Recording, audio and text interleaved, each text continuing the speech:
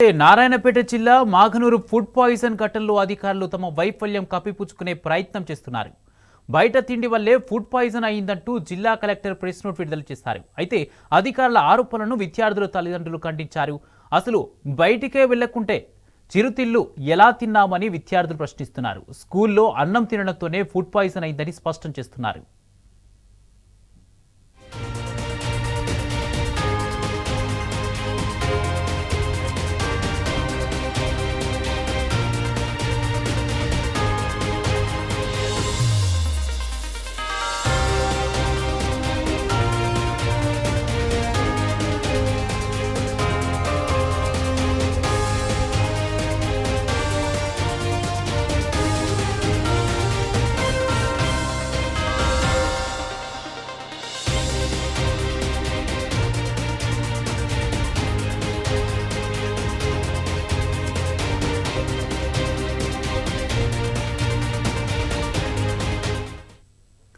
నారాయణపేట జిల్లా మాఘనూరు food poison ఘటనలో అధికారులు తమ వైఫల్యం కప్పిపుచ్చుకునే ప్రయత్నం చేస్తున్నారు.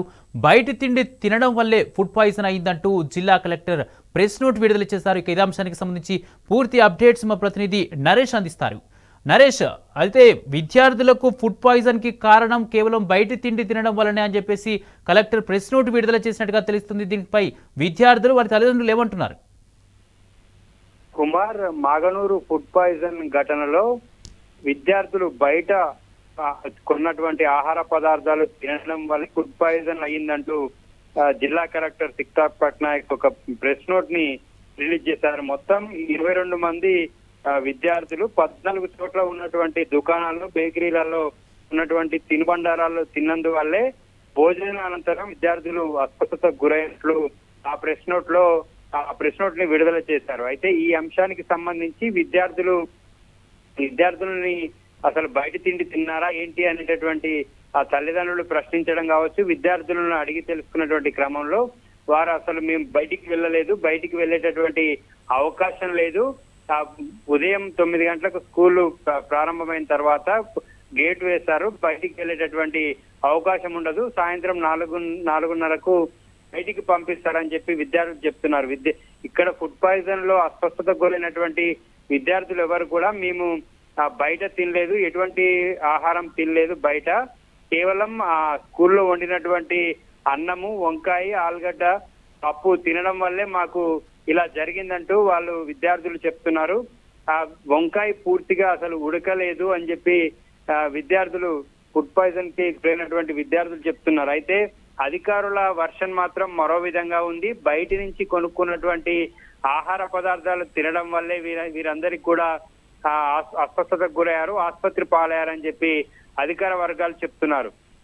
అయితే ఇదే స్కూల్లో వరుసగా ఇది 3వసారి ఘటన జరగడం, అయితే 3వసారి ఘటన జరగడంతో పూర్తిగా ఇది అధికారుల వైఫల్యంగా మనకు కనిపిస్తా ఉంది. అయితే ఈ అధికారుల వైఫల్యాన్ని కప్పిపుచ్చుకునేటటువంటి ప్రయత్నంలో భాగంగానే ఈ విధంగా విద్యార్థుల అంతా కూడా బయట తిండి తినడం వల్లే వారికి ఈ ఫుడ్ పాయిజన్ అయినట్లుగా అధికార వర్గాలు చెప్తున్నాయి. అయితే తల్లిదండ్రులు కూడా బయట ఆహారం తినేటటువంటి పరిస్థితిలో మా విద్యార్థులు లేరు, వారికి బయట ఆహారం తినాలంటే రోజుకి 20-30 రూపాయలు ఇవ్వాల్సి ఉంటది, వాళ్లకు అంత ఇచ్చుకునేటటువంటి పరిస్థితి లేకనే మేము ప్రభుత్వ పాఠశాలలకు పంపిస్తున్నాము, ఇక్కడ భోజనం పెడతారని చెప్పి విద్యార్థుల్ని పంపిస్తున్నాము. పేద విద్యార్థులు కూలీనాలు చేసుకునేటటువంటి తల్లిదండ్రుల పిల్లలు వాళ్ళు రోజు అంతంత ఖర్చు పెట్టుకొని తినేటటువంటి పరిస్థితి లేదని చెప్పి తల్లిదండ్రులు చెప్తున్నారు. అయితే అధికారుల తీరు మాత్రం పూర్తిగా ఈ వైఫల్యాన్ని కప్పిపుచ్చుకునేటటువంటి ప్రయత్నంగానే మనకు కనిపిస్తుంది.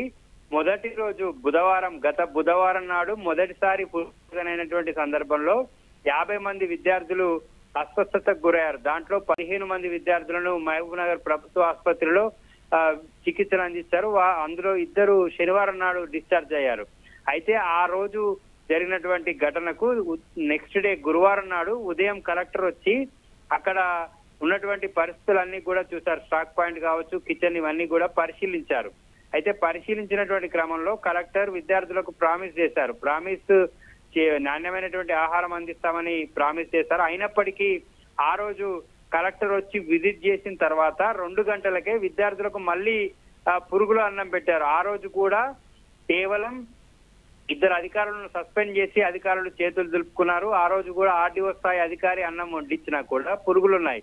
అయితే ఈ మొదటి నుంచి కూడా ఈ వ్యవహారంలో పూర్తిగా అధికారుల వైఫల్యం మనకు స్పష్టంగా కనిపిస్తుంది. ఇవాళ కూడా మరోసారి ఫుడ్ పాయిజన్ కావడంతో ఆ ఘటన రాష్ట్ర వ్యాప్తంగా కూడా సంచలనం కావడంతో అధికారులు వారి మీదికి ఇష్యూ వస్తుందనేటటువంటి ఉద్దేశంతో ఈ విధమైనటువంటి ప్రకటన చేసినట్లుగా తెలుస్తుంది. అయితే విద్యార్థులు కానీ విద్యార్థుల తల్లిదండ్రులు కానీ ఈ విషయాన్ని తీవ్రంగా ఖండిస్తున్నారు. ఎటువంటి బయటి ఆహారం తీసుకోలేదు, కేవలం స్కూల్లో తిన్నటువంటి భోజనం వల్లనే విద్యార్థులంతా కూడా అస్వస్థకు గురయ్యారని చెప్పి తల్లిదండ్రులు చెప్తున్నారు. అయితే అధికారుల తీరు పట్ల మొదటి నుంచి కూడా తల్లిదండ్రులు తీవ్ర ఆగ్రహం వ్యక్తం చేస్తున్నారు. వారు పేద విద్యార్థుల భవిష్యత్తు, వారి ఆరోగ్యం పట్ల తీవ్ర నిర్లక్ష్యంతో వ్యవహరిస్తున్నారని విద్యార్థుల తల్లిదండ్రులు మండిపడుతున్నారు. Kumar, right, thank you Naresh.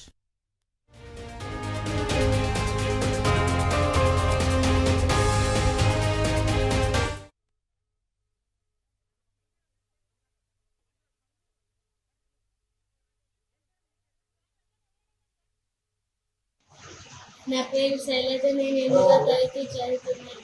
మధ్యాహ్నం భోజనం తిన్నాము. వంకాయ కూర, అన్నం తిన్నాము. 2:30కి అట్లా వాంతి అయినాయి. ఇంకా కడుపు నొప్పితో ఇంకా హాస్పిటల్కి వచ్చింది.